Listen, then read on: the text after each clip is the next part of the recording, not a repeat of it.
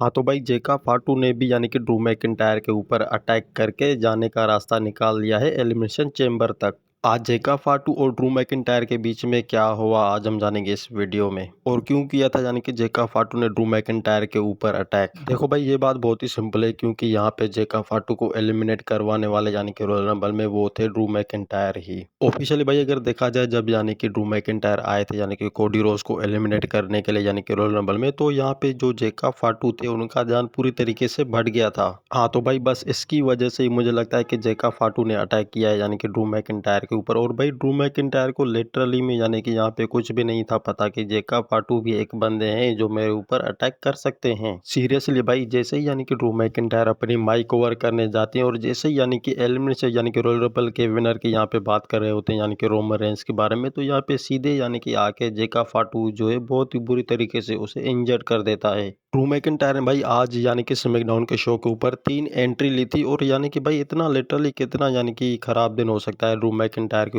यानी कि अगेंस्ट, ये ड्रू मैकिंटायर ने सोचा भी नहीं था। पहले तो भाई देखो कोडी रोड्स अटैक कर देते हैं यानी कि स्मैकडाउन के शुरुआत में ही, और जब बाद में यानी कि जब स्टार्टिंग करने जाते हैं यानी कि चैलेंज देने जाते हैं जैसे रोमन रेंस को, तो यहाँ पे जेका फाटू अटैक कर देता है। और तो और भाई जेका फाटू जो है अब बन चुके हैं यानी कि एलिमिनेशन चैम्बर के पार्ट 1, यानी कि भाई वो पहले ही यानी कि वो चुन गए हैं। यानी कि एक होता है ना कि एक कंपटीशन वाला मैच होता है 3 ऑफ द स्टेज वाला, यानी कि उससे यानी कि पहले ही उसको जोड़ दिया गया है एलिमिनेशन चैम्बर के लिए। और भाई सच में अब तो मुझे लगने लगा है कि यानी कि जो जेका फाटू है वो भी यानी कि रोमन रेंस की तरह सोच रहे हैं। देखो भाई, क्योंकि सबसे पहले तो बंदे को टारगेट बनाया जाता है, जैसे कि यानी कि जेका फाटू का जो टारगेट था तो वो ड्रू मैकिंटायर था, लिटरली उसके पास चैंपियनशिप है। तो बस भाई यही वजह थी यानी कि जिससे जेका फाटू का यानी कि एक रास्ता तो यहाँ पे खुल गया, वो यानी कि आसानी से अटैक कर देता है ड्रू मैकिंटायर के ऊपर और एलिमिनेशन चेंबर के लिए यानी कि यहाँ पे चुने जाते हैं। अब देखो भाई, ये सब किसकी बदौलत की वजह से वो आपको तो अच्छी तरीके से पता है, क्योंकि स्मैकडाउन का जो अभी के टाइम में जजमेंट है तो वो यहाँ पे है निकोडस। निकोडस ने भाई लिटरली यहाँ पे जो है 3 बंदों के बीच में यहाँ पे मैच रख दिया है, उसमें से जेका फाटू भी एक है। जेका फाटू अगर वो मैच जीतते हैं तो यानी कि ऐसा समझ लो कि एलिमिनेशन यानी कि चेंबर में भी वो यानी कि 100% जीत सकते हैं। और तो और भाई आज तक तो मुझे नहीं लगता कि यानी कि ड्रू मैकिंटायर का इतना भी यानी कि खराब दिन था, मुझे